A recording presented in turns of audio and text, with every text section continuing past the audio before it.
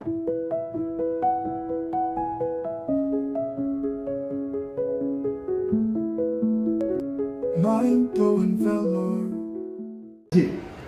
வந்துருச்சுன்னு சொன்னா ரீல்ஸ்ல வரும்.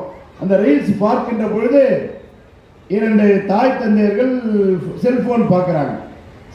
படிக்கணும்னு சொல்லி அந்த குழந்தை தானாகவே புத்தகத்தை எடுத்து படிக்கக்கூடிய அந்த வாய்ப்பை அந்த தாய் தந்தையர்கள் ஏற்பாடு செய்கின்றார். பார்க்கிறோமான்னா சத்தியமா யாரும் அதை பார்க்க மாட்டோம். 1 மணி நேரத்தில் அந்த குழந்தை. நான் இன்னைக்கு கண்ணாடி போட்டிருக்கேன். நான் இந்த கண்ணாடியை போட்டு படிக்கலன்னு சொன்னா எனக்கு எழுத்துக்கள் தெரியாது. அண்ணன் கார்த்திகை என்னோட 5 வருஷம் பெரியவர், என்னோட 5 வருடம் பெரியவர். அண்ணன் கார்த்திகேயன் சட்டமன்ற உறுப்பினர். அவர் கண்ணாடி போடல. இவரை கேட்ப மூத்தவர், அவர் கண்ணாடி அணியவில்லை. ஆனால் என்னுள் இந்த மூளை சொல்கின்றது அதை பார் என்று இப்போ வரையும் பார்க்கலாம், தப்பே கிடையாது.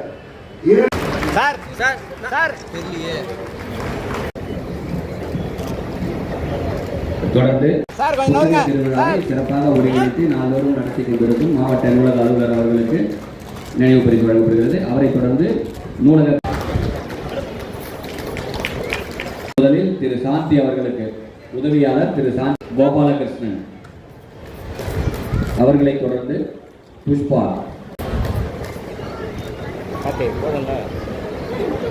அஸ்வினி, அவர்களை தொடர்ந்து சேகர், அவர்களை தொடர்ந்து பரமேஸ்வரன்.